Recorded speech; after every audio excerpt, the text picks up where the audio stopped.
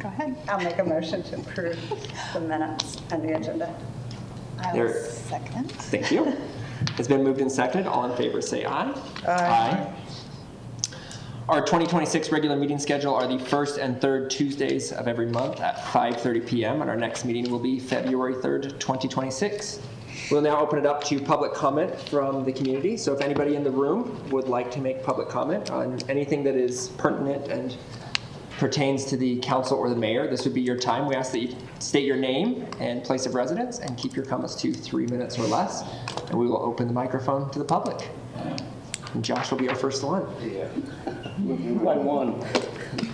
I just want to say, yeah, pit count, I did it last year. It was actually pretty fun being out in the cold, you know, past midnight.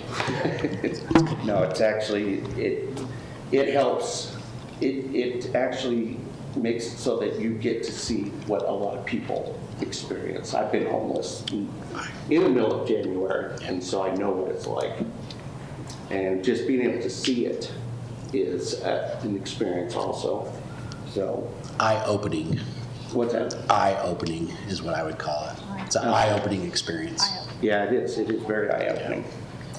Anyway, I just want to say thanks to Dr. Can for what he did last week. 12 grueling hours of political science. And no, it was actually very, very informative. It's been nice to see the more of the public there participating, well, not participating, but observing. Guess what I found in my vest pocket this morning? 2 Twixes and a Reese's peanut butter cup. So, Thank you, Teresa. Thanks, Teresa. Sustenance. so my 3, you know, you guys kind of beat me to the point with what I'm trying to do with my little 3-minute segments on political therapy.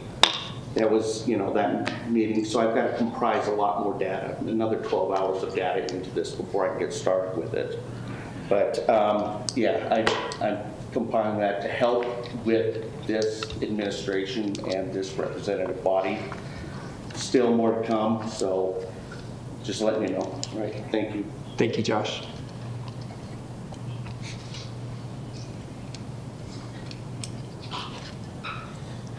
Hi, Patrick Belmont, I live in Logan.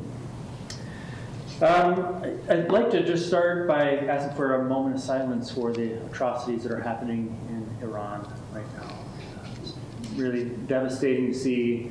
It's a complicated situation, how this has all evolved, but I think it's important for our own sense of humanity to not let things like that happen without explicit acknowledgement. So if we could just take a moment of silence, appreciate it.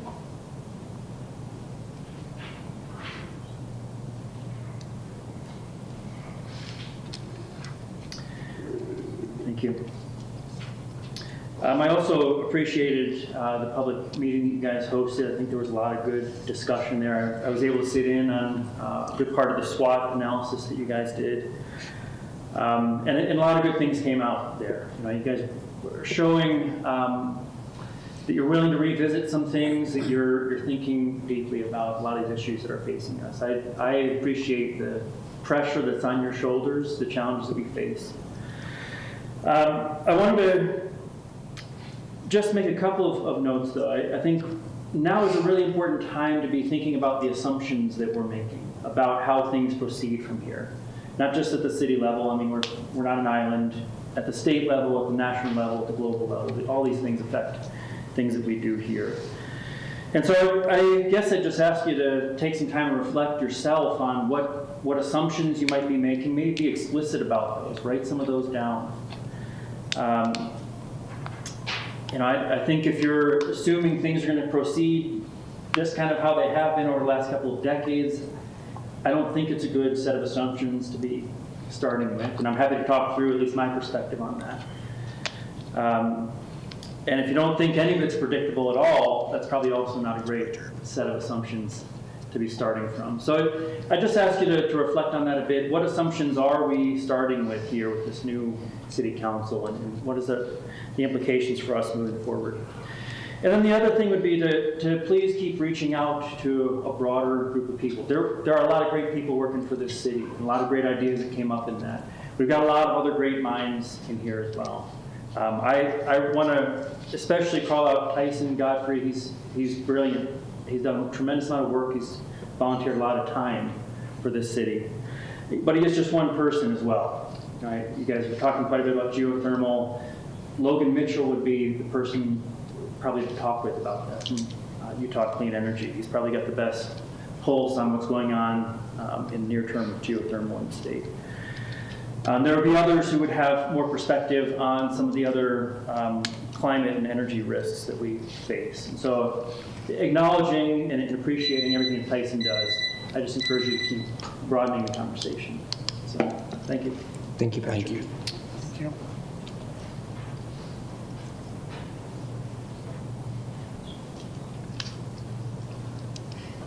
Seeing no one else, we will close our public comment and we'll move on to our mayor and staff reports. Mayor Anderson? Very good.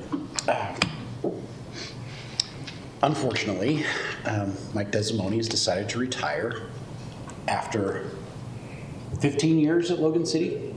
15 years at Logan City. Mike, thank you so much for your time and effort. It's been a pleasure to work with you for 6 years and enjoyed every minute of it, despite your attitude, so.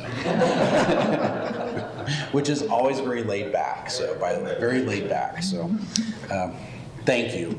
But we have selected a new community development director, and we would like council to please ratify Russ Hawley as our new community development director. And he's hiding over there. I know. He needs to It's his come- usual hiding Please come front and center, yes. He knows how to sit come so front and that center. half of us can't even see it. So we had two amazing candidates for this position, and both of their presentations were very different and both outstanding. Both internal. And it was a hard decision, but we felt like you were the right person for this position at this time, Russ, and we are excited to have you. Chair, Do we need an official vote? ratification. Ratification, perfect. I move we ratify Russ Holly as the new community development director. I'll second that motion. It has been moved and seconded. All in favor, please say aye. Aye. Thank you, Russ. That was all you had to do. That was it? It's easy I'd from like here to- on out. I'd like to thank Mike. Oh, I would yes, too. Yeah, Absolutely.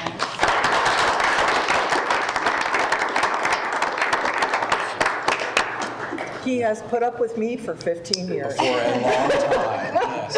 For a very long time. So, you know, That's how it goes. That's how it goes. He is great at what he does and an Yeah. expert in his field. We will miss you, We will miss Mike. you, yeah, for sure. But enjoy the nice weather Yeah. and the pool. and the pool.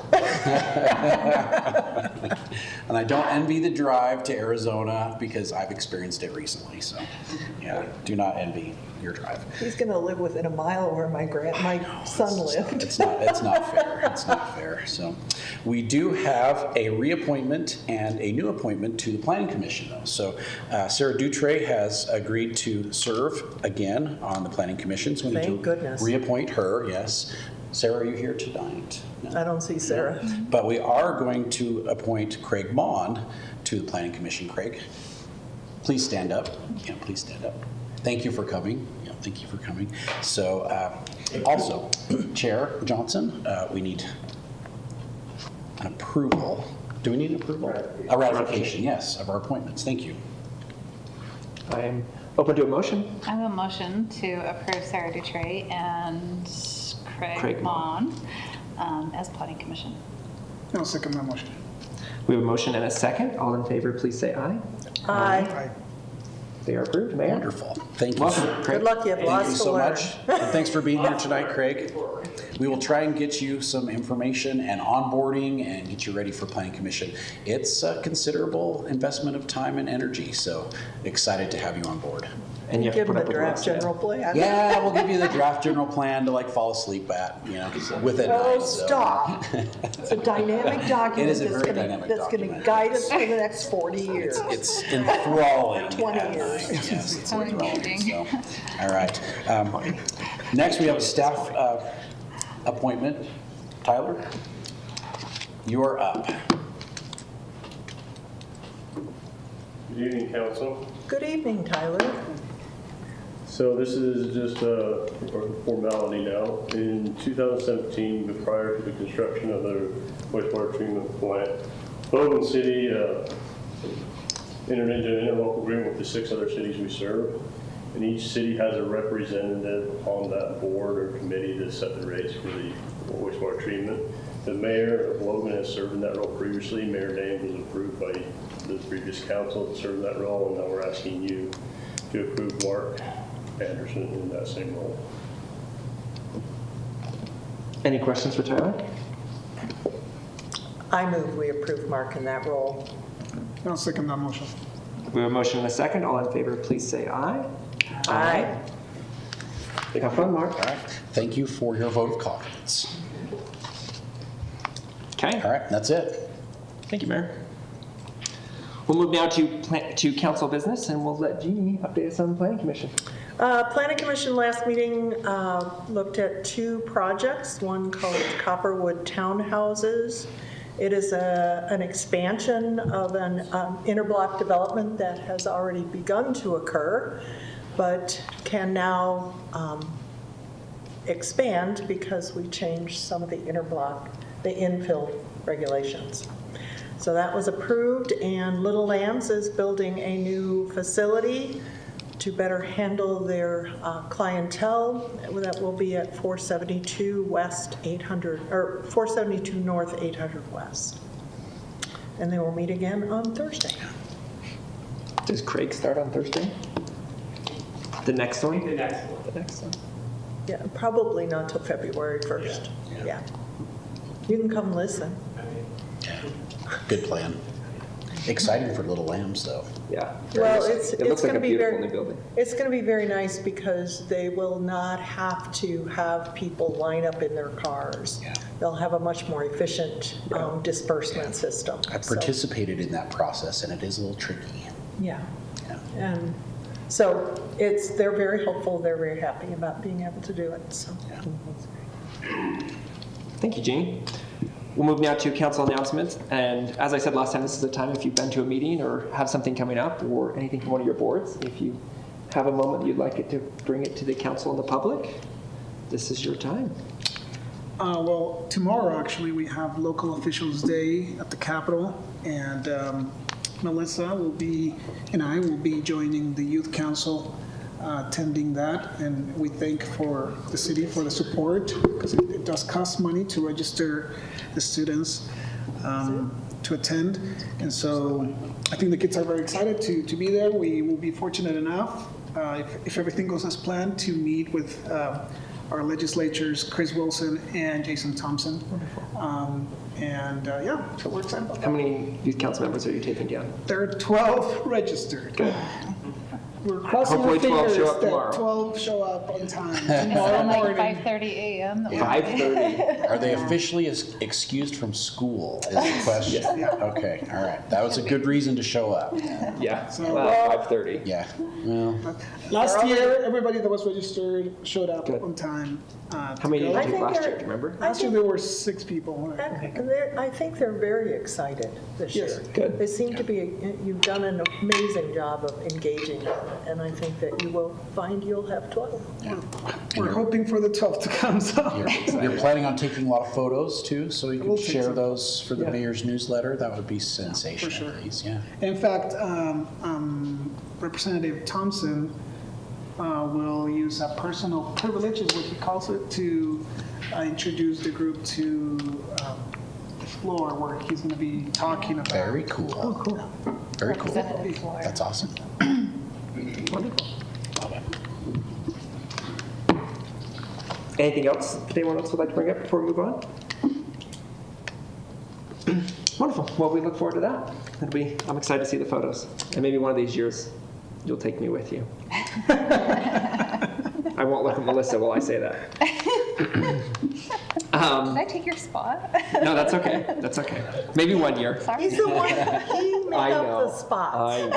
I know, right? So you don't get to say that she took your spot. She did not take my spot. I did not say that. We'll move now to, we have a board appointment for the Renewable Energy and Sustainability Advisory Board.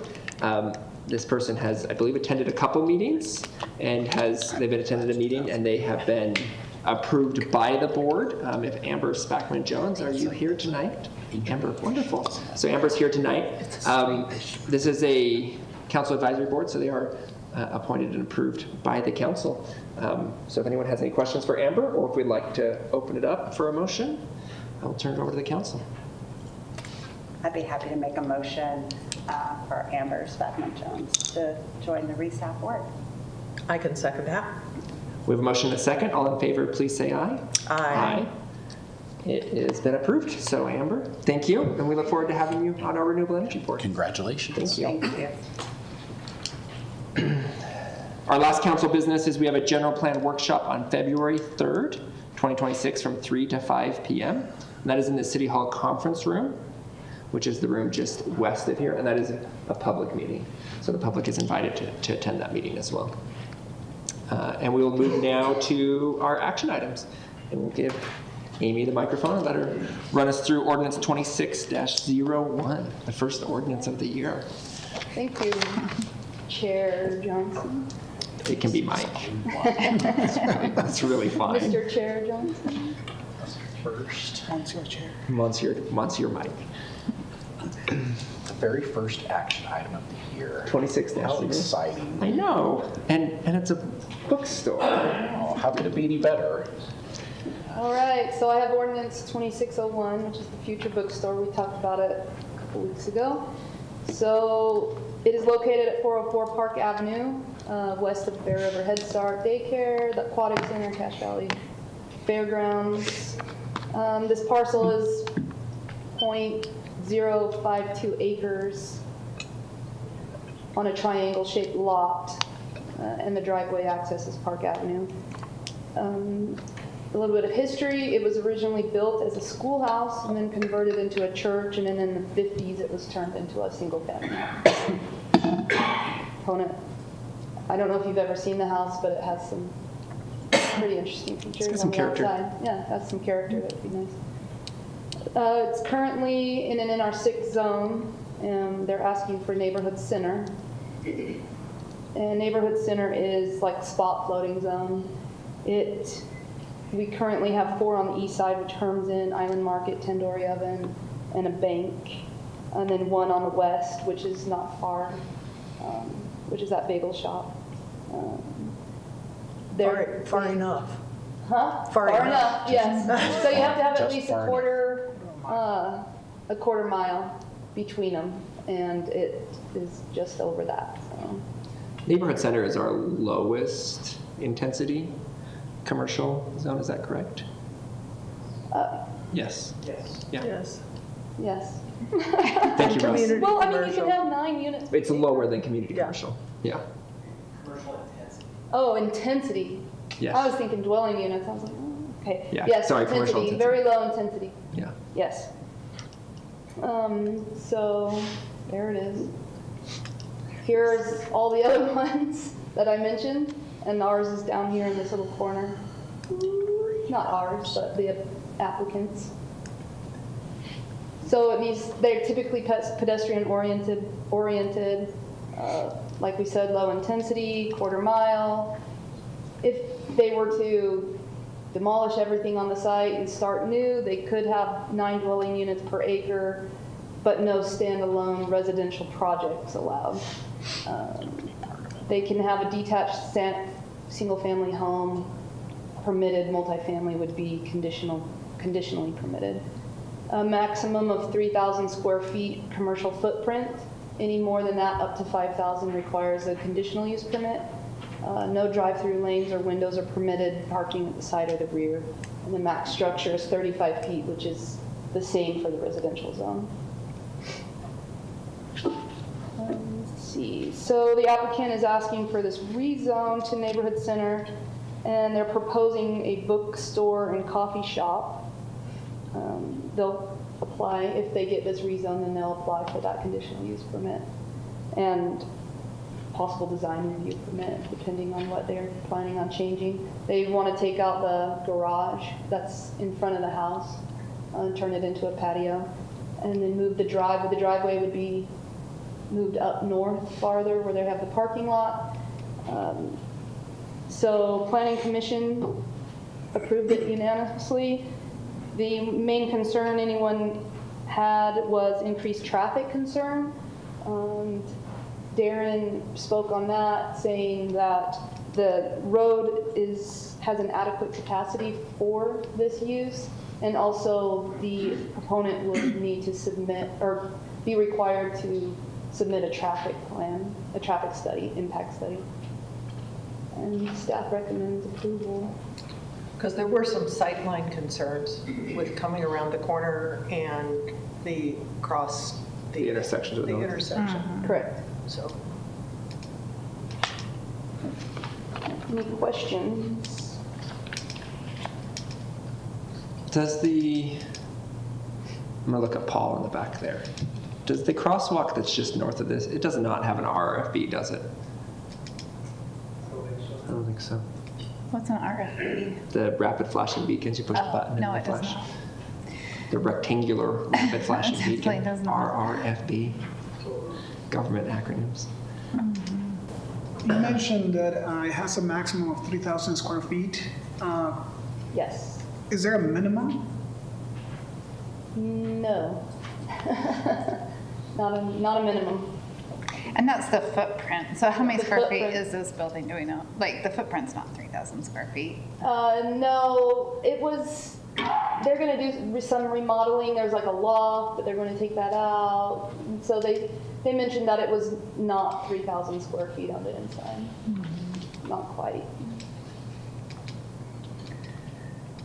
I mean, my main concern has been not an increase of traffic, but just the fact that that's a blind corner. And maybe that's something to consider when they do the parking lot, that maybe it could be a right turn only out of that parking lot or something like that, so that it's safer, because when we have big events like the fair and vintage market days, or basically anything big at the fairgrounds, people are parking on that street, on both sides of that street. It makes it extremely narrow and extremely blind. So I that would wonder be if- my concern. Streets would wanna paint the curbs red. you can look at them. It would be something to consider. It's like painting the roses red, painting the curbs. Or people are just going to park in their parking lots. And they would park Go in their by. parking lot. Drinks and donuts. Yeah, Yeah. that would be Muffins. Any other questions for Amy before we open it up for public comment?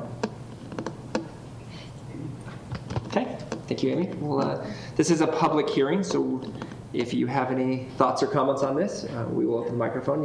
You're welcome to state your name and take 3 minutes or less, and I will officially open the floor.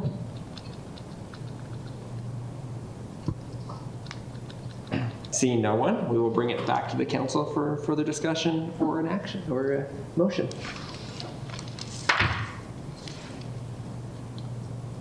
Did you say the garage is going away?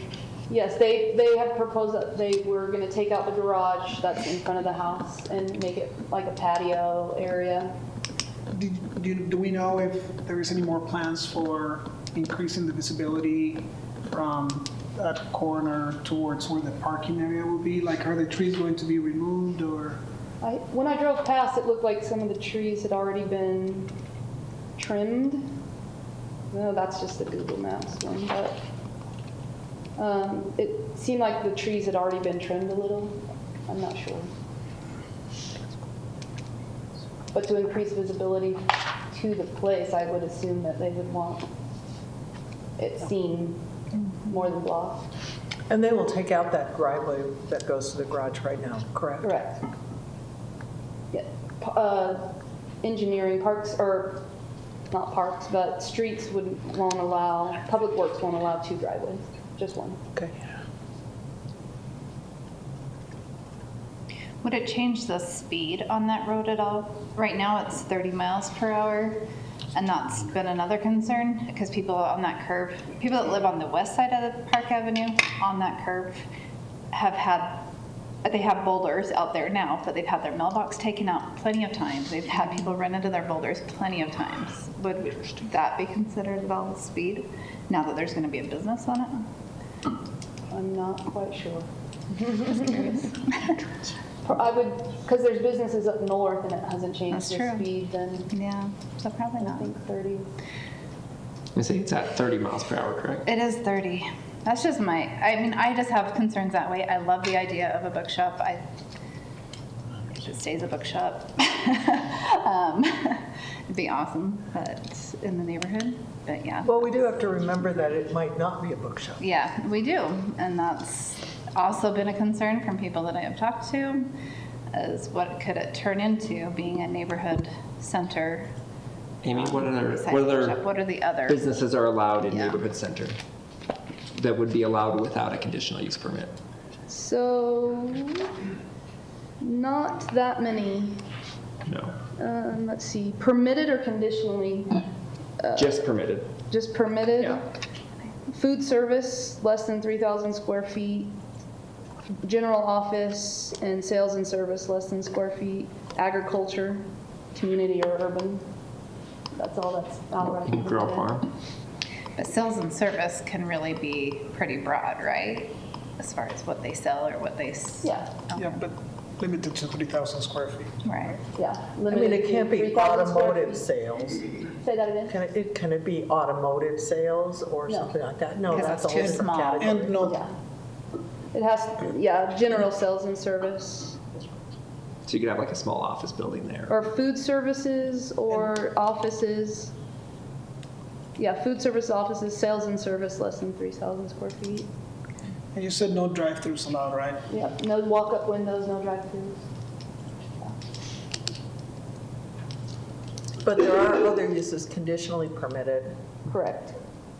and those are, Food service, more like up to 5,000 with the conditional use permit. Office up to 5,000. Basically the same things, but up to 5,000 square feet.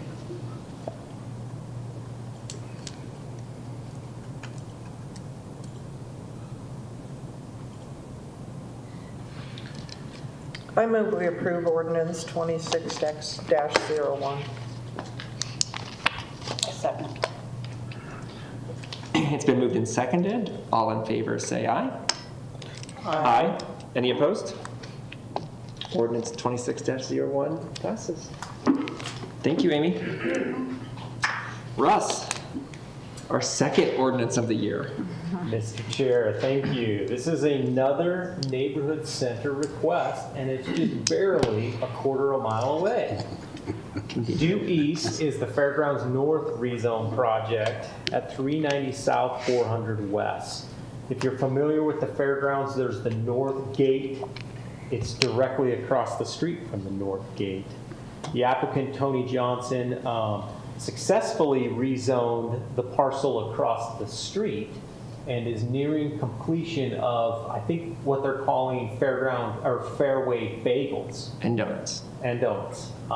Can't forget the I'm donuts. excited about the donuts and more than the bagels. Let's be honest. It does say Fairway Bagels and Donuts on the sign, though. That property had a your historic priorities are. corner market that was abandoned for decades. And then this rezone restored that historic building. This is across the street to the east, and it's currently a 1920 brick bungalow home. It's a single-story home. It doesn't quite sit at the corner. It's kind of back in the property a little bit. The current FLUP calls the area MR, and again, this is a floating neighborhood center zone, and so we don't really plan these out because they could work on a lot of different corners. And so we leave that open and look at them more individually and try to determine, do they make sense here? Do they serve the purpose? The current zone is MR12, and you can see across the street is the neighborhood center for the bagel and donut shop. The proposal is to zone this parcel, which is just over a quarter acre. Some of the questions last time were, how big should a neighborhood center be? And the zone or the code doesn't say, it's limited to 2 parcels or 3 or 4. When you read the intent of the zone and you talk about the small scale or the intensity of the commercial, I don't think it's wise to have 4, 5, or 6 parcels clustered together. That would be a larger zone, which we call community commercial, or even a commercial general. But to give you an idea for scale, the other neighborhood center, which is the Tandoori Oven and the Credit Union on the corner of 10th North and 700 East, shown here, is 2 parcels. 2 businesses, 2 parcels. The Island Market on the corner of Center Street and 400 East is actually 3 parcels, but there's only 1 business. The 2 residential parcels to the south and east are also zoned neighborhood center, which may allow for some expansion in this area. But this proposal with 2 parcels, so the existing one to the west and now the proposed one to the east, in staff's opinion, doesn't, supersede or exceed the intent of these smaller scale neighborhood centers. They can get up to 5,000 square feet with a conditional use permit, but typically they're a 3,000 square foot small scale retail or neighborhood serving use. In this case, the plan is another food service, but they would have to come back if this is successfully rezoned and go through a design review and conditional use permit, depending on the size and shape, to get a design and renovation approved through the Planning Commission.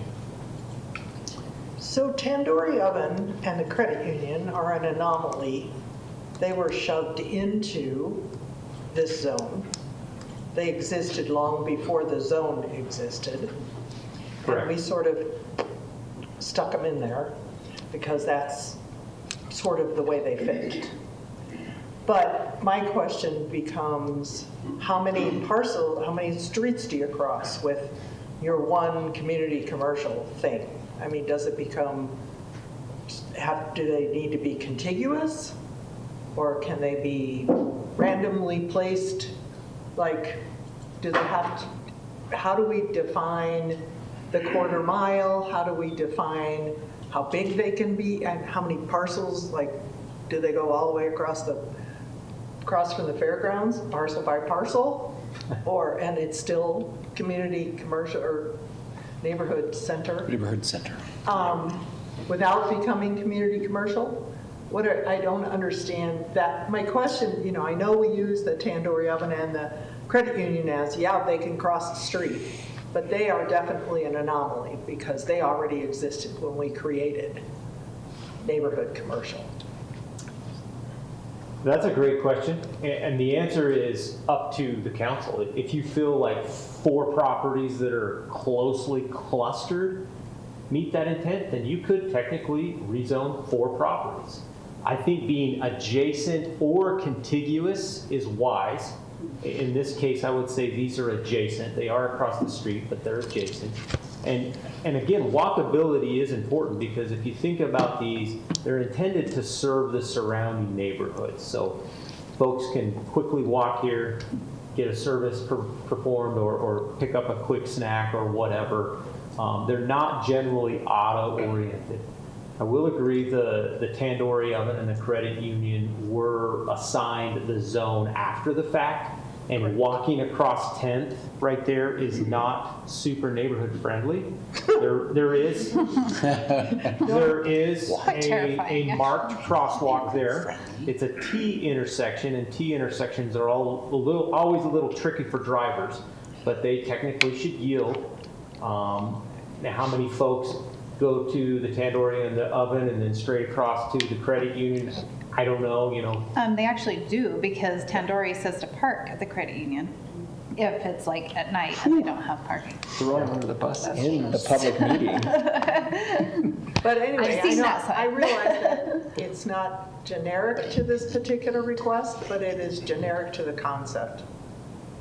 And I don't, I was trying to figure out, okay, yes, these are the same owner, but if it were the whole crossing the street with the same zone, it seems like it should be a little cluster thing, a little bit here and a little bit there. Or then it goes to the larger community commercial zone. So you have concerns of having a street through the middle of two of these, is that? Well, Some hesitation? conceptually, yes. The But, community commercial doesn't have the caps on the 3,000 or the 5,000. right, It opens up the window for more types of businesses Right. without a conditional use permit. A couple of those examples are the Dwell Realty and the former Cubex and the Elks Lodge. So all three of those, that's a much larger acreage. That's probably 7 or 8 acres total and 2 of those we applied the zone to after the fact. after the fact. But yeah, that's kind of a step up in intensity as you look through our zoning portfolio, if you will. Right, I guess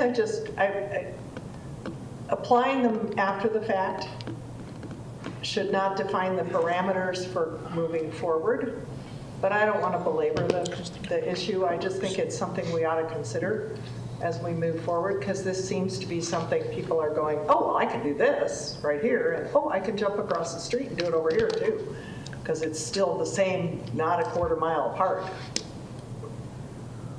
And if somebody else owned the next property, would they be in the same neighborhood commercial, or would they be different because it's a different owner?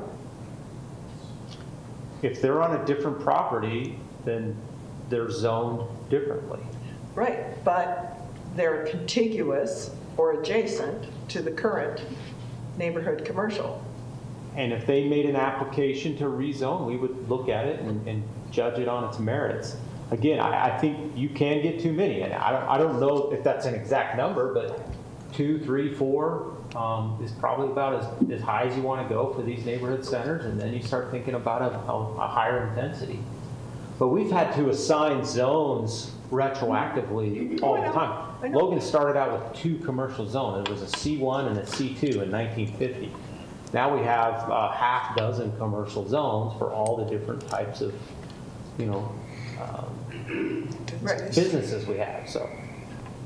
I guess I wish we had a little tighter definition on our community commercial, but that's okay. Or neighborhood center, sorry. In my mind, the neighborhood center, they're all a bit unique, maybe, and that's the reasoning. They're also more restrictive in terms of, some of those,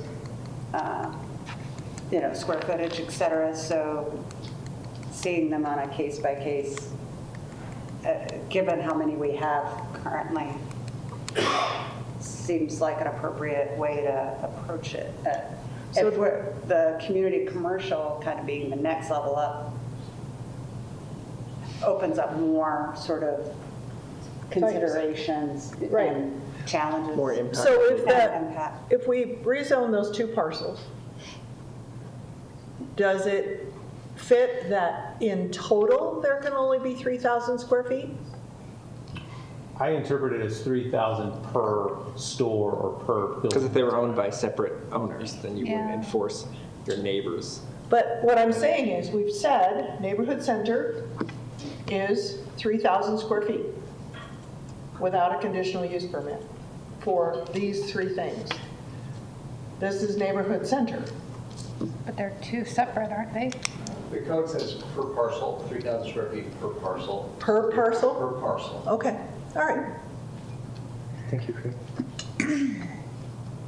So are you asking, Jeannie, so that if like the lot next to this one, they turned that into a neighborhood commercial and then the next one did as well? Like where is our limit of saying you can't have another neighborhood commercial? Currently, it's the discretion of the council without Any specific maximum. Yeah. Well, it's all, in the Or planning acre. commission, Yeah.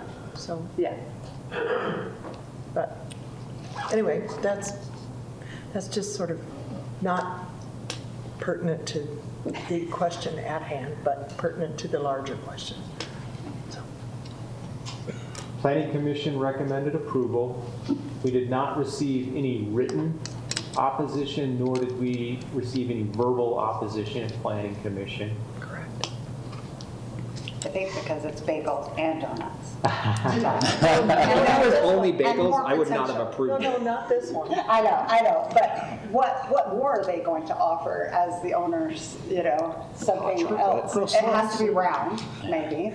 No, I'm just kidding. I do think Tony's planning on a small-scale restaurant. Cake pops. No, he won't. He'll lease it to somebody Please, else. no. Round? Are there any other questions or comments before we open it Maybe up for it'll a be public hearing? Greek Street too. Any other comments or questions for Rust? Rust? There's no T on the end of that. Sorry. Not yet, anyway. This is a public hearing for anyone who would like to comment on ordinance 26-02. Please come to the microphone and state your name and take 3 minutes or less. I always want to leave awkwardly long pauses in hopes that you'll answer, because that's what I do to my son. If I just sit here and stare at him, he answers eventually. Seeing no one, I will bring it back to the council for either further discussion or a motion. I do think that given all the commercial activity that happens at the fairgrounds and how busy it gets, this to me does not seem too out of place to have those two parcels become neighborhood centers. So with that said, I would move approval of ordinance 2602. I'll second ordinance 2602. It's been moved and seconded. All in favor say aye. Aye. Any opposed? I'm going to say nay. Ordinance 26-02 passes. Do I have to officially state that for the record? She's got it, okay. Thank you for the discussion on that one. We will move now to ordinance 26-03, the very exciting right-of-way vacation. And we'll let Paul give us a brief overview of what we talked about last time. You bet. You're asking for two vacations. 2, correct. Very different from Never do just one. Mike Desimoni's vacation. Unfortunately. Yes. Thank you. As a brief overview, the first one's 900 North, right? We're discussing a public right-of-way vacation at 900 North and approximately 1,000 West. In Logan, this is the larger subdivision called the CVE subdivision that was created many years ago, and at which time 900 North was dedicated as a public street.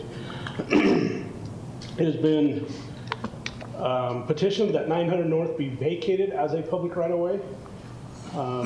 We discussed that the property owners to the south and the north have entered into a private agreement for maintenance and also to record a future access easement for those 3 properties to maintain access to their properties. There was a question about changes, potential changes to that easement, since it is a private agreement, or how could that happen? And the concern for if they were to narrow it in the future beyond fire lane requirements, those kinds of things. I discussed it with Craig Humphreys, the fire marshal, also Darren, Darren Farr, the city engineer, these processes. They could, and this would apply to any private easement throughout Logan City, which there's probably thousands of them, whether it be a road or a utility or something like that. Anybody that has interest in that easement could agree to change it. There would not be a trigger for a review with the city process necessarily if that's all they were doing. But if it involved a building permit, a subdivision, a boundary line adjustment, anything like that with a city process, it would trigger that review to where that could be commented on and changed or not approved if necessary. I asked Craig, I said, well, given that, do you have any concerns or conditions you'd like to see? And he said, no. He said it's how things have been done and it's never been a problem before. And so he was fine with it. I tried to look into it to answer your question, Ernesto. So the assumption then is that they wouldn't do it because during the building permit, if that was their intent, that would reveal to us that they are agreeing to reduce the easement enough that would become problematic for public safety, or is that? So for example, on the drawing we're looking at up here, the applicant to the south is proposing to build a new warehouse back here and has recently submitted plans for that for design review and building permit process. Whenever that happens on any of these 3 properties, there's a review, and the city, the fire department could require saying, hey, at some point you shrunk that, or maybe with their subdivision or their building permit, they're proposing to do that, and they can say you cannot go below fire lane restrictions due to this fire code. You have to put it back to where it was, or you can't make the changes you're proposing, is how that would happen. Well, and that possible building is further than where the easement goes, right? So we wouldn't even. Correct, but because it's on that piece of land, it could be part of that review for fire access to that future building, even though it's not adjacent to that easement. So does that mean that they will have to increase the easement further to Be the west. the west? If there was a fire access concern with their proposal, yes. But given today, no, they wouldn't have to now. No, because there's no building. Correct. But if they were to put a building clear in the back corner and the fire department said, we need access to that, you need to provide that as part of your plan, like they do with any development. Thank you. You bet.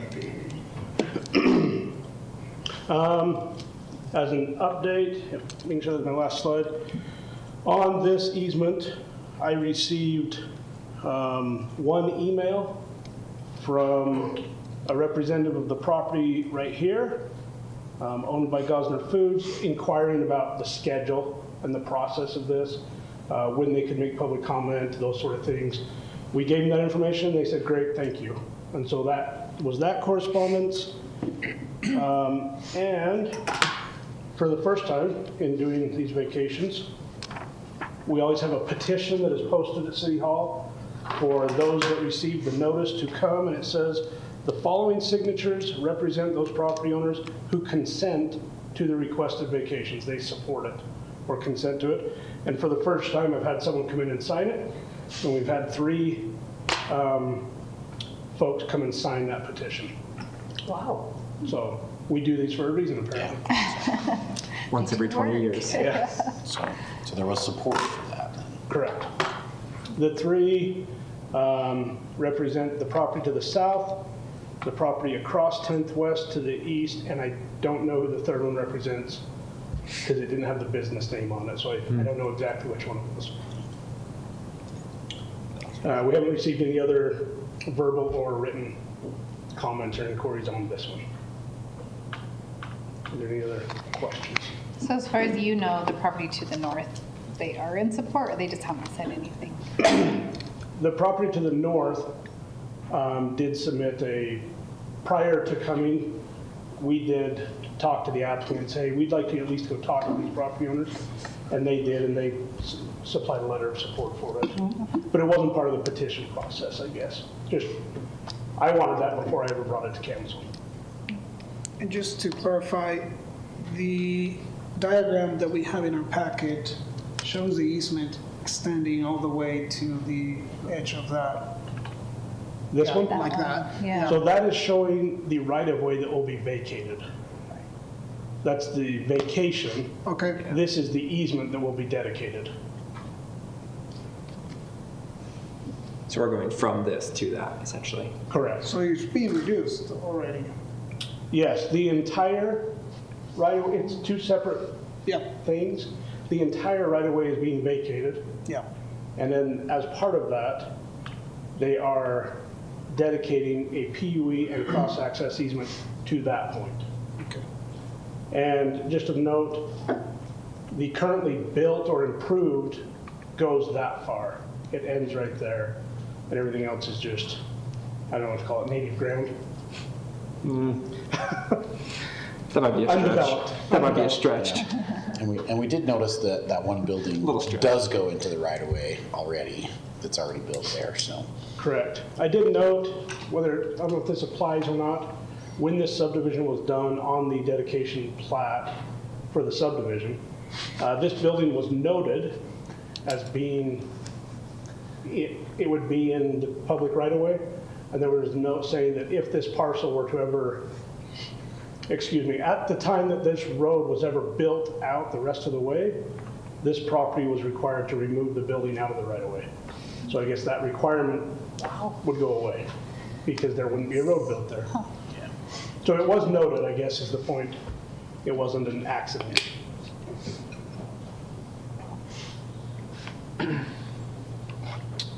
Any other questions for Paul? Who are the parties requesting this? It was to the south. Cashville Electric was who started the petition or the application.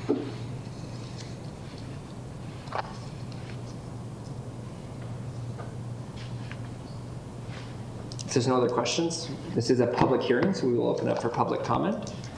The public is welcome to come to the microphone, state your name, and take 3 minutes or less. And everyone jumps to their feet over right-of-way vacations.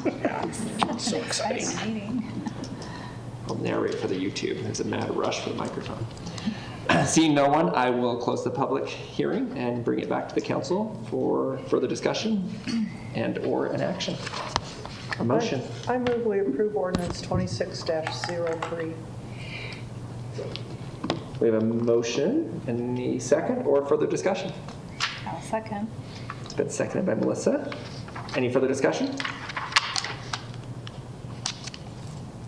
All those in favor of approving ordinance 26-03, please say aye. Aye. Any opposed? Ordinance 26-03 passes. Thank you, Paul. And you get the next one, 2604, electrical easement vacations. If you want to give us another rundown. You bet. It's located within the Cache Valley Marketplace subdivision between 1400 North and 1250 North and Main Street and 200 East, otherwise known as Target. And Commonly known as. Commonly known as. Commonly The hoped for. application and petition is to vacate certain public utility and electrical easements, mostly for the two items: the development of the property where they would be in the way of buildings, the redevelopment, and secondly, with some boundary line or property line adjustments that happened when there's a public utility easement adjacent to a property line and that property line moves, we like to move that easement with it if it obviously can be done. My understanding is all of the utility companies that were existing, mostly electrical, Logan Light and Power, have already done the work to move. These are the electrical easements that would be vacated within this subdivision with this ordinance, and the public utility easements that would be moved to now be adjacent. They would be vacated, so the new ones could be adjacent to those new property lines shown. If you want to see the legalese, there's the legal side of it that will actually be recorded. With regards to response, you saw in the packet, there was a long list of property owners that this petition was sent to, 3 pages, and we had no one come and sign or giving their consent, and we had one inquiry from an adjacent property. I believe it was that one, the car wash, Quick Quack, inquiring just about how it affected him, or if it did. He was given the information he wanted, and that resolved his question. I wouldn't even say concern, but the question. Are there any questions I can answer?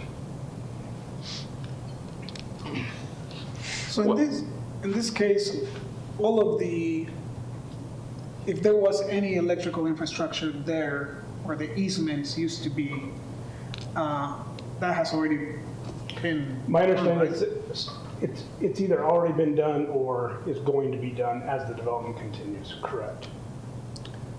If we don't vacate these easements, can they build their buildings over the easements?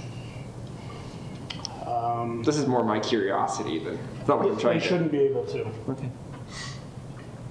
Are new I don't have any. Are new easements created when they install the new electrical? Yes, as part of their subdivision or dedication plat, yes, it would be. Okay. And when do one of those brought forth? They typically would happen with the subdivision as Right. part of that. When they review the plats and those sort of things, they'll make sure they're on. They don't have to come to us, though. Correct. Yeah. They do not. So we won't give it away that we have to talk about it. When we get it, we're just happy. And these, it's funny, these vacations are almost always associated with something else, a subdivision, a boundary line adjustment. And we try to do them as concurrently as possible. But like, for example, tonight I will hold any resolutions that are signed and not record them until the easements, and we record them at the same time, the new easements. So the vacations and the new easements typically get recorded at the same time, but they're probably different processes that created them, if that makes sense. It does. Any other questions for Paul? This is also a public hearing. Anyone who would like to speak on ordinance 26-04 is welcome to come to the microphone, state their name, and take 3 minutes or less. Another mad dash. Seeing no one, I'll bring it back to the council for discussion or a motion. Does keeping them, like denying, or is put us in a liable position of some sort? Just keeping them? Yeah, if we said, no, we're not gonna approve this vacation, that means that we keep the current easements, right? So does that make us liable for? I'm not an attorney, but I would say I don't think so. I heard it potentially. Potentially, I think Okay. if we have development agreements with them, and we've granted building permits, and told them you can't build here. Right. If we say you can't build here because of these easements, we would have permission. I have a question, Craig. Have you ever said yes or no instead of potentially or possibly? Potentially. You didn't even say yes or no to that one. I was hoping for a yes or a no. It depends. You got me there. I was Nicely hoping for a done, yes or a Greg. no. Yeah, nicely I don't think you like the context of your question. It depends. I will move approval of ordinance 26-04. We have a motion I'll second the motion. and a second. All those in favor of approving ordinance 26-04, please say aye. Aye. Any opposed? Ordinance 26-04 passes, potentially. No, No, officially. Yes, it is a solid yes. I got a yes out of there. All right. We have one last public hearing for the evening. I guess the crowd was here for the easement vacation. Resolution We're here 26-01. for the vacations. Yeah, they were here for the vacation. vacation, the free vacation. Rich, you want to take us through this one? 3 items to consider for approval, 2 donations and 1 grant. So $2,500 donated to the police department for the replacement of glass and police rescue vehicle.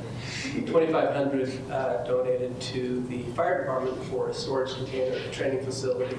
And lastly, a grant from UDOT for $225,000 for improvements on 200 North. And this is a little unusual because that's a state road. So that's the reason we're doing it, because we've been given a grant to do it. So. How does someone go about doing a donation to the city for a windshield replacement Yeah, they on the get out their vehicle? checkbook. And Yeah. I wasn't sure if there was a special process that everyone should know about. Do you have to specifically say it's for this? These Or you are can not write a for blank that check. purpose, but this is the request of the departments to use it for that purpose. We do receive grants that are for that purpose, But this was a donation. but this was a donation, I think, fairly open, wasn't it? Yeah, Fuel Warriors did that. They do that every year, and so we told them this is what we would do this for. So. Okay. So is it a donation specifically to the police department? Yes. Or, okay, And fire department. and fire department, that's, okay. It's kind of them to give you equal I guess it goes funds. to the city of Logan, but they have But the asked people it to can be designated. specify, I would like it to go. Yeah. Okay. That's very. So if you want to donate to the golf course. That's what I'm wondering. I just think it's awesome. So it's like, well, if anybody else wants to do golf that, course. what's the mechanism to do that? Yeah. More fun We do than have the donations wastewater treatment periodically, and as facility. long as I it's for a donate that public every day. purpose, it is a tax deductible donation, as long as there's no value given in kind. So it happens fairly frequently. It happened for some of our large capital projects. It happened for the library and some of the others. Okay. So it's a good thing. Thank you. We love donations. Any other questions for Rich? Can I ask? Yes. Would council like clarification when we receive it for a very specific purpose versus when it's somewhat generic? Yes. When I bring these forward, I'll try to remember to do that. I'm just curious, just because I'm curious, like, do people donate just to Logan City? I mean, most often I would say it'd be very specific. They'll either donate to a department or kind of a general purpose and then allow us to decide, or they'll donate to a very specific item or thing, is how it usually happens. We do have others, but that's how they usually are. But we usually don't discuss them until they're being allocated. Right. So we wouldn't get a report of what was donated. It's just when they're allocated. Just when we bring it to council to spend. That's right. Is one of the exceptions that conservation easement was donated? Yeah, in that case, so if we are donated a capital or a item, a lot of times that will not come to council because there's no monetary transaction. It's either we accept it or we do not. Now, there are maybe concerns about accepting something that has liability associated with it. And we would try to come to council, but there's no requirement to come to council if it's an item or a thing. So the easement, in that case, it's do we accept it or do we not? But we would definitely want to talk to council if there was some sort of dollar amount associated with it, because we'd be asking later to appropriate some sort of funds in order to complete or take care of or maintain, something like that. Any other questions for Rich? This is a public hearing. Anyone from the public who would like to comment on Resolution 26-01 is welcome to come to the microphone, state their name, and take 3 minutes or less. Seeing no one, I will bring it back to the council for further discussion and or a motion. Motion to approve Resolution 26-01. I need to put my glasses. Is that your first motion? I don't know, is it? I think it is. I think it is. No, you did it before. She seconded, but is she? No, she's moved motions before. Would you like to second her? Sure. We have a motion and a second. All those in favor, please say aye. Aye. Aye. Any opposed? Tonight, as a matter of fact. My memory's that short. Teresa's going to look it up for us. I won't write it in my journal. It might have been just the minutes in the agenda. Oh, it probably was the minutes. I do. Yeah, I didn't remember. to approve. Okay, that closes our public hearings for the day. We'll move on to our workshop items, and we'll take it back to Mr. Anderson for our resolution 26-03. So we receive these fairly, well, periodically at least. So we do overtime shifts for various entities when it's in the interest of the city. Those entities pay us for those police shifts. And then we come to council after the event typically and request reimbursement. So it's an understanding that we would come afterwards. Typically with most budget resolutions, we come before the thing has happened. But in this case, many times we don't know what the costs even are. Right. And it's in the public interest that we maintain public safety of some of these things. Typically, we like to do it quarterly. We've had a string of 3 or 4 of these in a row, and it's just because our budgets are fairly tight right now, and this is a fairly large item. So the request was appropriate $7,142 for police overtime shifts for which we have been reimbursed. Any questions for Rich? Thanks, Rich. We'll see you in 2 weeks. Our last workshop item tonight is Resolution 26-02.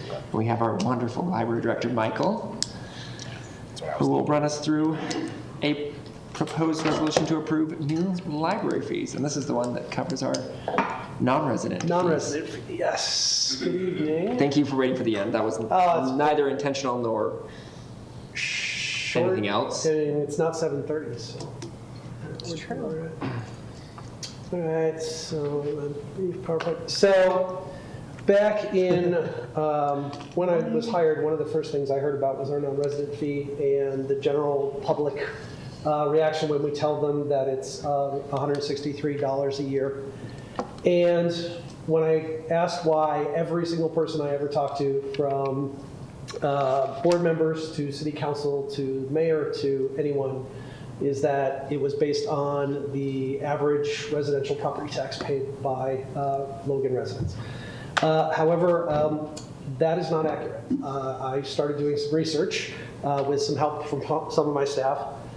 And in June of 2000s, this was the formula that was used to come up with it. It's basically trying to figure out what cost per circulation is, whether or not I actually agree with this formula. But in June of 2000, it was established at $157. And I knew that, well, okay, it's now $163. So at some point, it was changed. And so I started looking through our archives and found an article from April of 2009 explaining that the 163 came from this formula. It was just updated to the numbers from 2009. There was a brief time where, when there was discussion of a county system attempting to be formed, that we actually lowered it to $75 with a kickback from the county of $30 in that. So while it was 70-30, so it was $100, it was reduced. And then when the ballot measure came along and failed, it was put back to the 163. So since January of 2011, after that little hiccup, we have been charging $163 a year. And in 2013, the library board approved a quarterly option. So you could buy 3 months of access, so basically one quarter of that. So I brought this to our board, if nothing else, to say that we at least need to accurately report. And this is no fault of anybody's. I've got recordings from board meetings of board members saying, I was at that meeting where we decided it was based on property taxes. It wasn't based on property taxes. So it's this kind of myth that we have there. So I said, well, okay, what if we actually took that same formula and adjusted for inflation to 2025, and that would actually increase to $278 a year. Which the in library, 14 years sounds about right. Yeah, exactly. If we were to stick with it for it. At this point, the library board went, we're not doing that. Because nobody would buy a library card at that point. I did speak with Rich, and Rich did agree with us that right now the average residential property tax is approximately $125. Rich suggests, and you will hear from him shortly, that we actually double it and put it at $250. I will let him explain his reasoning for that. This was also rejected by the library board. This is what is in your packet. There's a lot of wording here. I will shorten it significantly. The current is the 163 or 42. What the library board has approved and is proposing for council approval is that we actually reduce that to $125 a year. We allow for prorating, so if somebody wants to buy 6 months, we divide that by 2. We offer these cards on a fiscal year for better and easier tracking of statistics, because right now it starts whenever you buy it, so things cross fiscal years. But then every time a library card is purchased by a non-resident, we would add a $10 service fee to cover some additional costs and acknowledge that we are providing a service outside of the city of Logan. So that logic, $125 a year, does reflect what we have been telling people. I will acknowledge that people who purchase cards do tend to circulate more items than people who don't, but they are still just 10% of our annual circulation, so not a large amount. $10 service fee takes into account providing service to non-residents, and the fiscal year allows for better, as I've mentioned. So that is my presentation. I love that picture. Thank you. It's a really cool I'm not picture. sure who took that picture. Yeah. Thank you, Joe, for taking that picture. So- Okay. So one of the, I'm going to talk to Mike here for a minute, because Mike's big on using electronic services from the library and was very upset when they were limited because of cost. Sorry. So how I does... do remember him being quite uptight about that. So Yeah. how does... I hate real books. What do you want me to say? I'm just kidding. I'm kidding. I just prefer my Kindle and my audiobooks. Sorry, keep You're going. reading. But what I'm not here to criticize Mike for that. But You can. It's okay. But what I want to know is we pay for that out of our budget. We provide that to our residents. But now if we are providing it as well to outside of Logan City, how does that affect the use of those types of services? The electronic. It is significantly hard to predict, to be completely honest, because we don't know how many people will buy cards. Last year, because we offer the annual and the quarterly, I did the math to how many cards we sold, equivalent to a year, when it's about 163. So we're not talking thousands of people who are purchasing Right, cards. but 125, you might be talking about more people. Sure, yes. Yeah, we would anticipate external purchasing or non-resident purchasing of cards would go up, yes. I've spoken with staff. Digital is a little harder to predict than physical, but we don't anticipate, we suddenly need twice as many staff because so many more people have bought books. Well, no, but what I'm saying is that we've limited Hoopla. the Hoopla. We've limited Hoopla to X number of dollars. Yes. But And it's still on that first come, first serve every day, X number of dollars. Yes. Right. Because of how Hoopla works. And so that's my concern. Okay. That's my only concern, is that we want to advantage our residents in that sort of a system. Because we are paying the balance, we are paying the bulk of the bills. Sure. But I don't want it to shift the ability of our residents to use those services. Yeah. That's a fair question. And I don't know. That is a fair possible prediction. No, I just want to. Fair, yeah, no. Throw it out there. I don't have a solution. Sure. It's one of my biggest concerns too. But obviously I was the one that threw a fit about Hoopla, so. It was a fit. I will admit. So I just, too. Yeah. Are there other capacity concerns? It sounds like there aren't, in terms of, if there are increased library card, users. Sure. We, right now, about 53 or 54% of Logan residents have a library card. And that's not even use it, but have one. Theoretically, be a little hyperbolic, we could have 3,000 residents sign up for a card next week. Yes, that would be a significant impact to services and to staff time to run the building. But in asking people to pay, we would assume lowering the cost would increase the number, but not significantly to make any sort of impact. So if it increased to just 500, that wouldn't. Then nobody would buy a card. No, not the Oh, sorry, price, sorry. but like if you had 500 people buy it, you don't feel like that would change No, your in staff? fact, we want to be busier anyways. Okay. So, I mean, you ask a librarian, it's going to be like, we want people to come into the building. We want people to use our services, because otherwise we're just a building full of books and nobody's reading. Which does sound kind of amazing sometimes. Well, come see my house. But I agree with you, we want people to use the library. Yeah.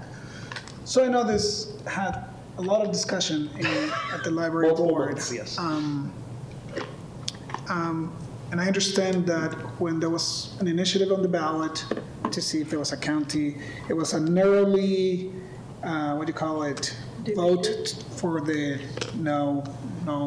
It was voted yes in Logan, it was voted no in the county, but it was pretty narrow. Do you, any idea, like, close to 50, like 50-50, or are we talking 60-40? I don't recall. Oh, God, it was 52-48 overall. Okay. I was gonna say, I thought it was close to 50-50 county-wide.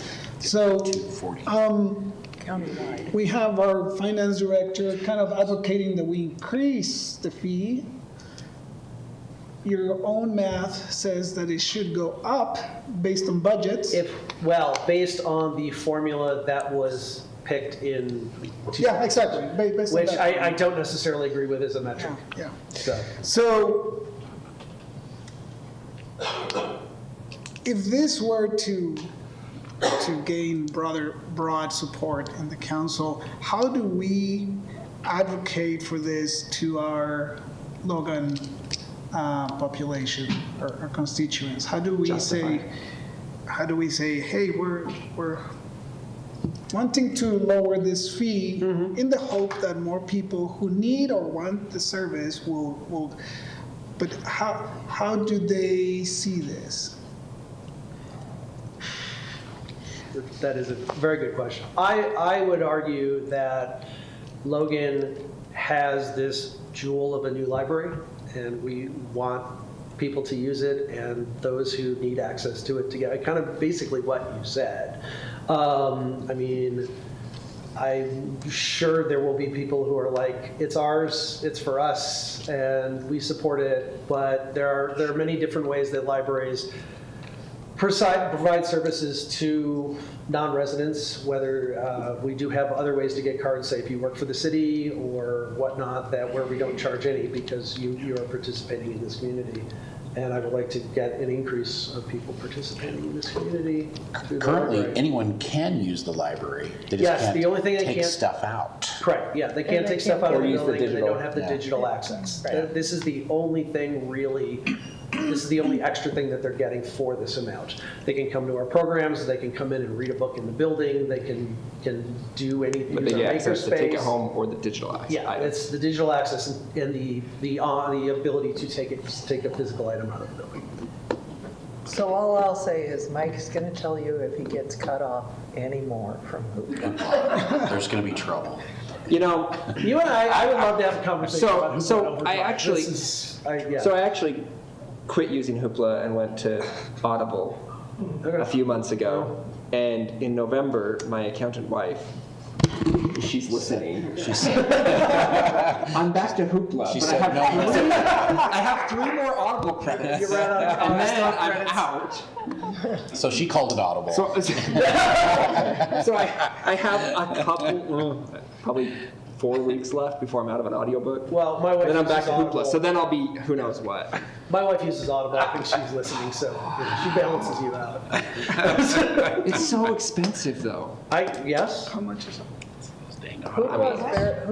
Hoopla's expensive, but it's in my taxes. I would pay for it. It's cost by book. But Audible, their base subscription's $18 a month, But you get 1 credit. and you a get month. 1 book a month, which is about 5 days. Well, you read them speedily. Depends on your. No, I just listen while I'm driving and running, and then I'm done in a week. Yeah. That's, And then I'm like, well, another 20 bucks, and that adds up over a year. I used to And have a you're 2-hour daily commute. Can I got ask- through. Yeah, you get it. You Yeah, understand I get it. it, yes. Can I ask a dumb question? dumb Because questions. doesn't the county use Libby for their online? We do too.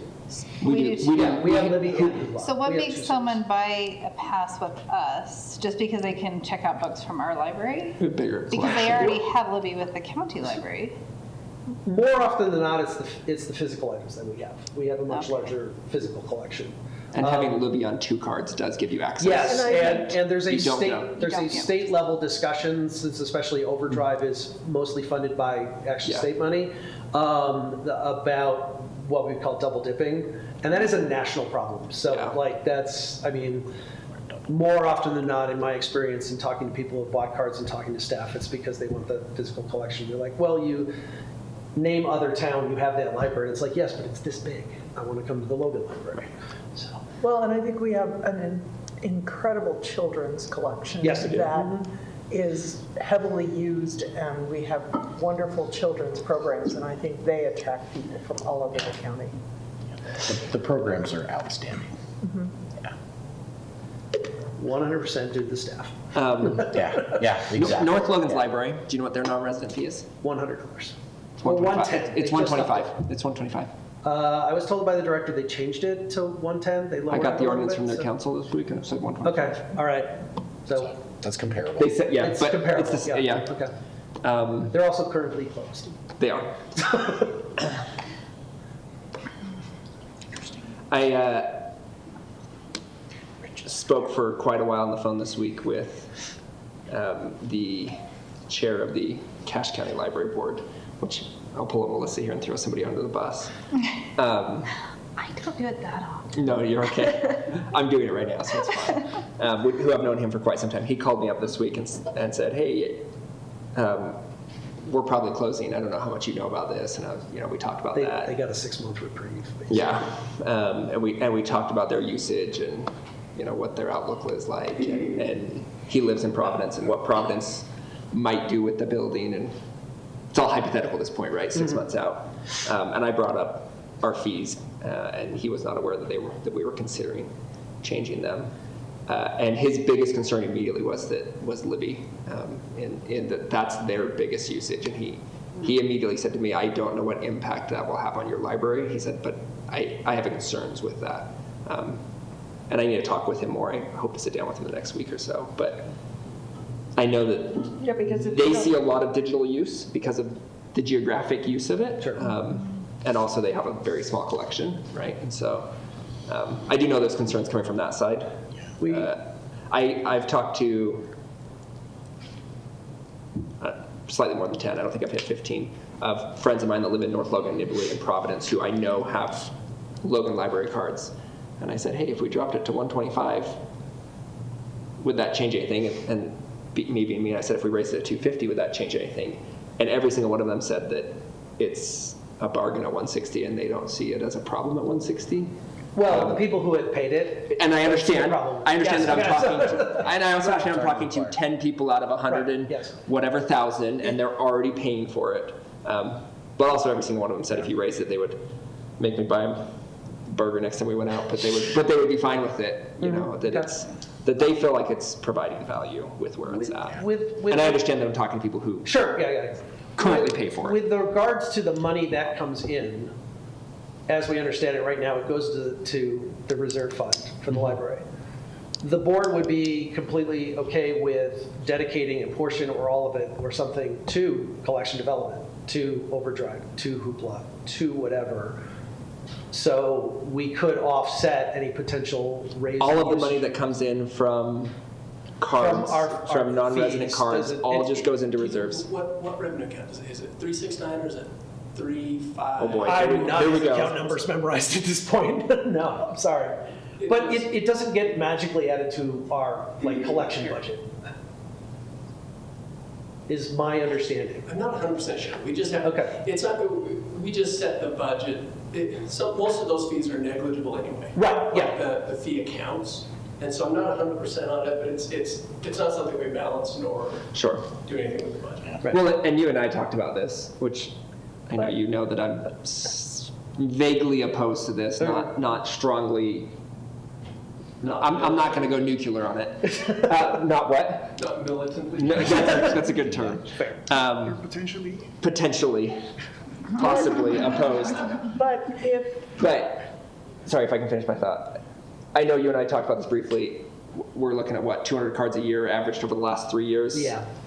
And if you change the card fee by $40, you're changing library revenues by $10,000 a year on a $2.9 million budget. It's not, I don't know, it's not a life-changing amount of money to the library. It is something, but it's not. Right. It's not like we're going to bankrupt the library either way. Jeannie. So what portion of our budget are the electronic resources that would be? 180? Libby, if the county closes their library, and how much would the Libby cost for us to have it for the whole county? For the whole county? That is not a number I have off the top of my head. No, but I mean, is Libby by user? No, or is it up to a threshold? We pay into a state. The state runs a statewide account for Libby Overdrive. We pay into that based on our, I think it's population size. So everybody in the state, every library in the state who participate pays a rate. And then we've dedicated specifically for Overdrive approximately $10,000 extra, which we can use to buy down our holds. So if our holds are high. You said 10,000 extra? Yeah, it's 10,000. And then we can put in more if we need to out of our general collection budget. But that way, if a lot of Logan Library users want a particular title, we can buy copies in the overdrive system that are specifically for Logan Library users. Do we spend more on physical collection or digital collection? Physical. Okay. Yeah. That's right now about we're at 50,000 per 150, between $150,000 and $200,000. Although the most significant increase in last year's budget was for digital. Is that the 162 that was the mayor's electronic app? There was That was the 162. This was under the previous director, so I don't want to speak too much to it, but my understanding is a budget line was not paid attention to. And so money had to be moved to cover, because what happens with Hoopla is you basically just say, if everything is completely available, there is no adding to a collection, everybody can get what they want, and then we can set a max spend so we can keep to a budget per day. And that max spend was either non-existent or wasn't being paid attention to, so it hopefully was overspent, which is why those changes were implemented.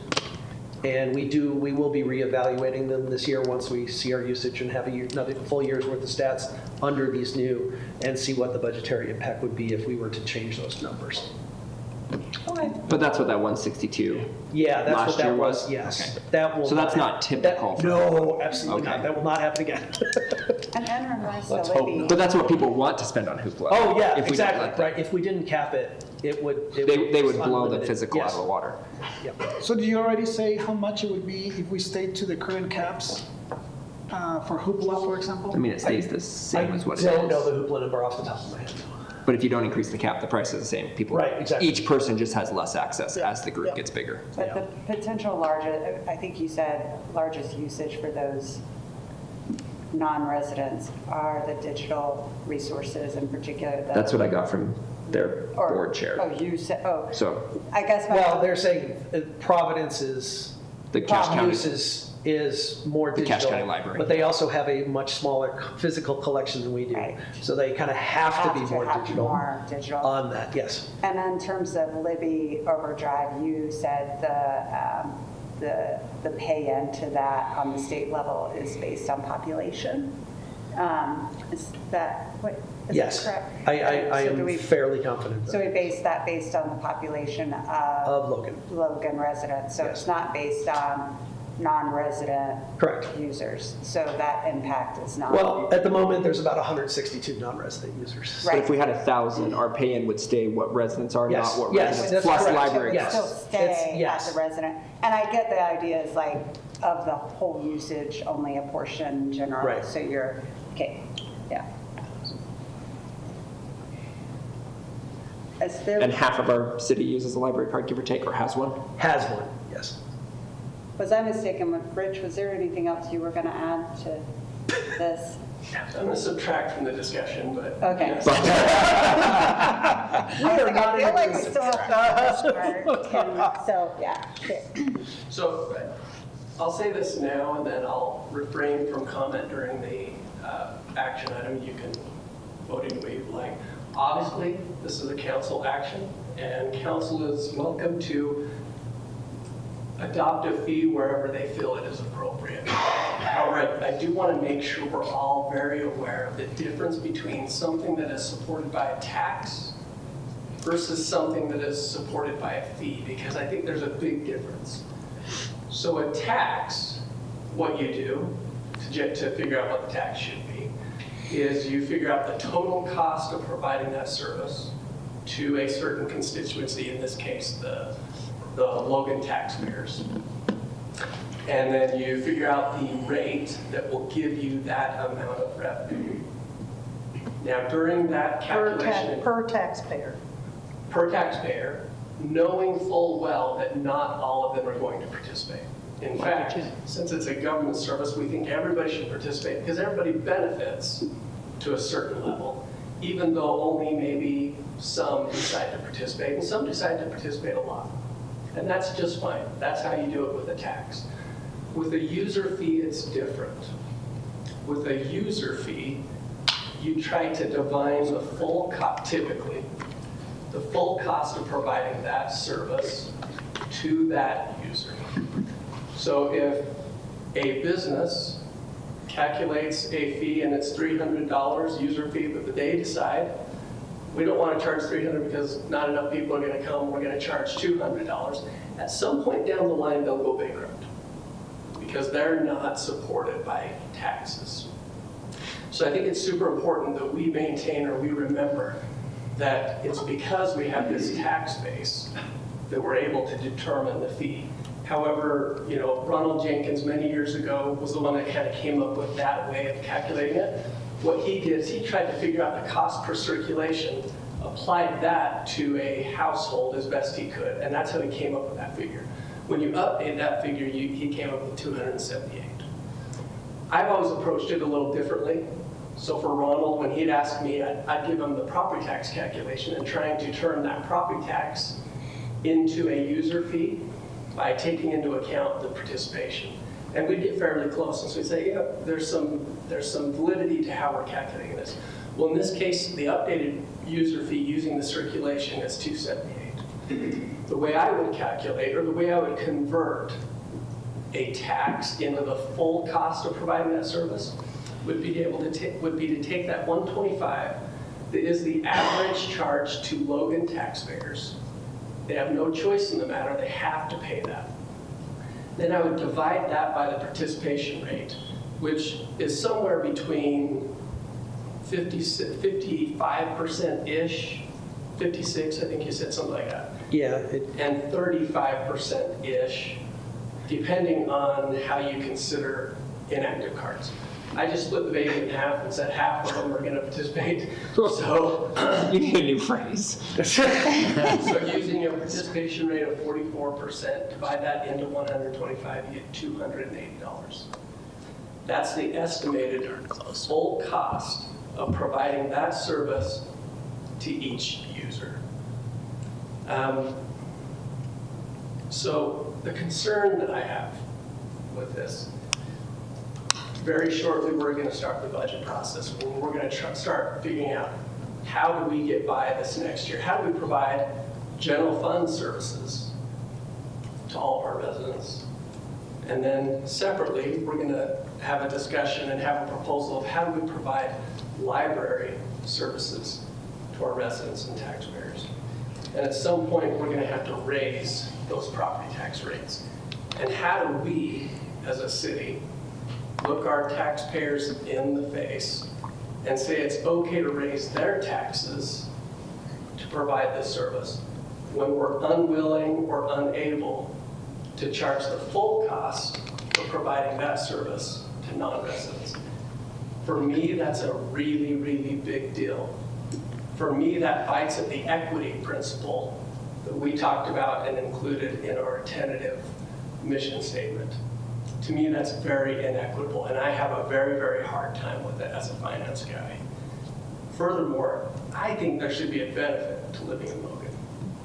And one of those benefits should be access to that library because all the Logan residents are paying for it. Again, this is the spiel of a finance guy. I know there are other perspectives that need to be taken into account. They're all wrong.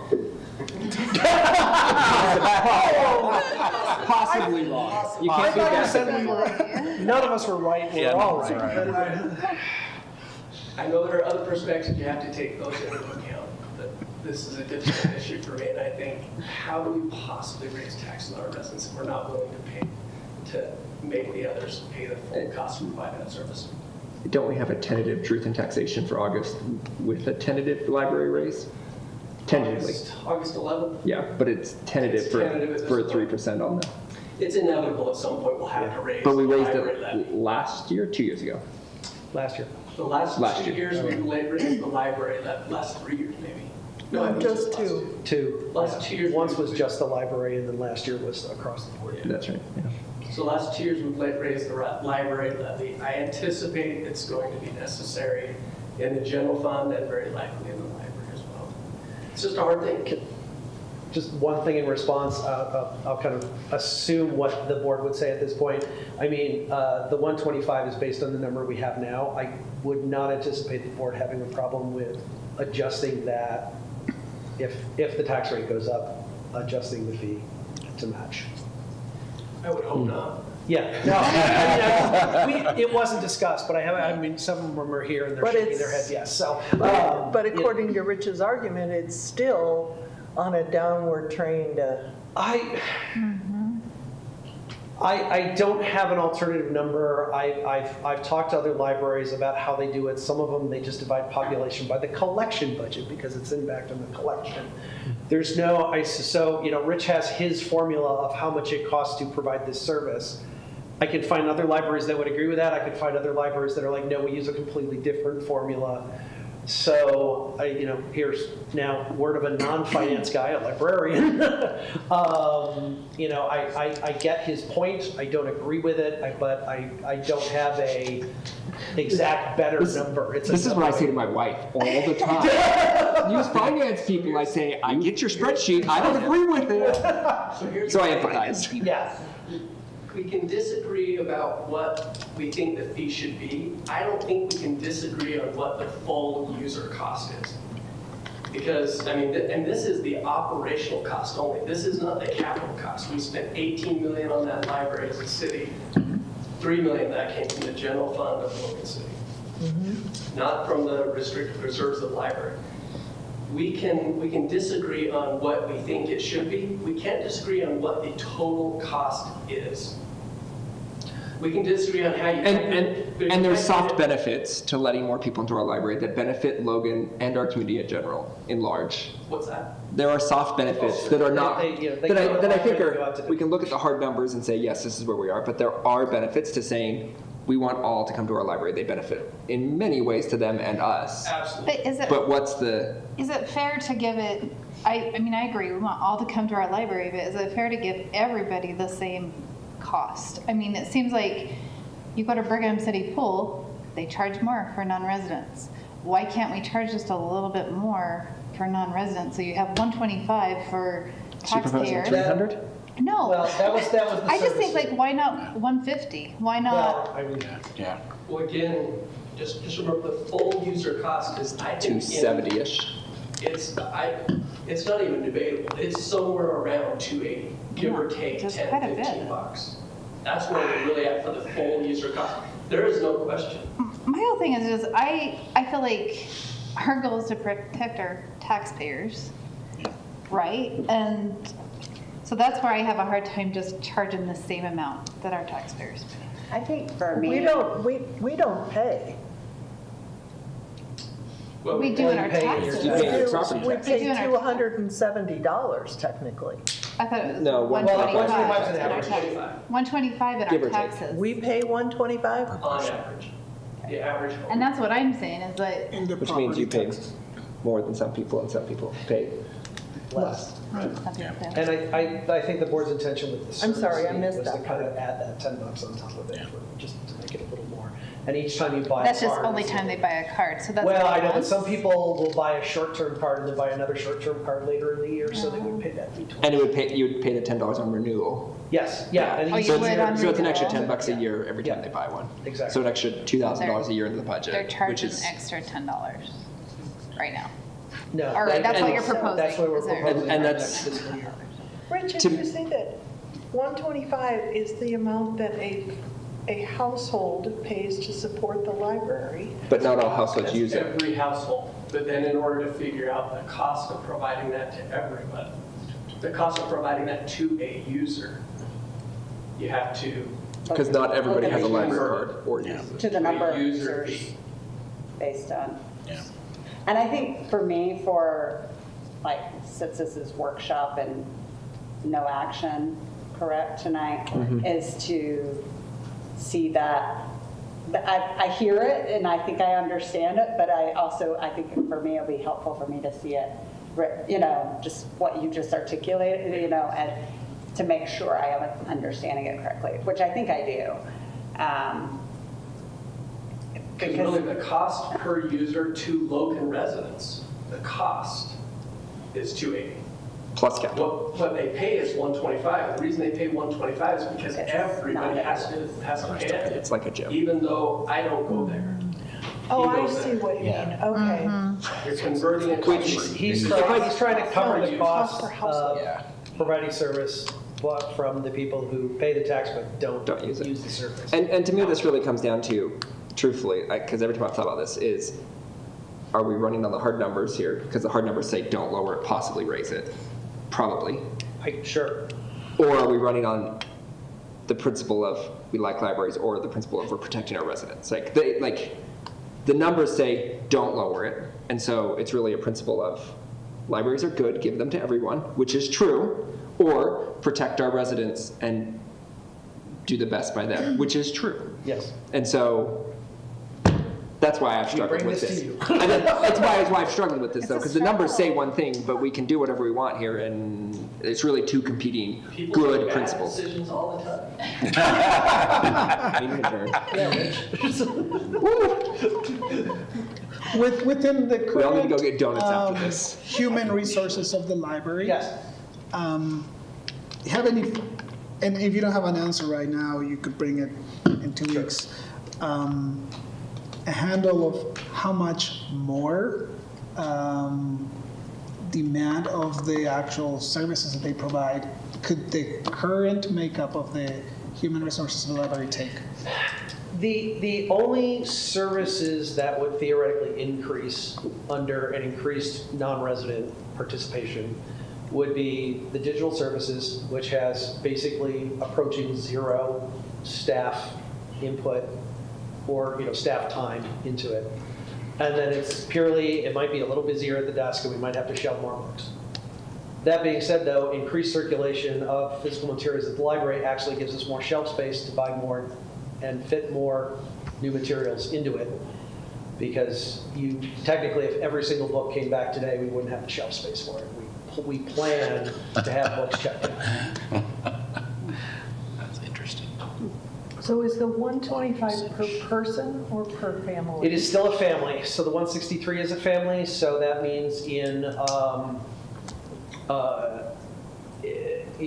household pays the fee and then can have as many cards as family members living in the household. And that number is an average of 3.7 per household.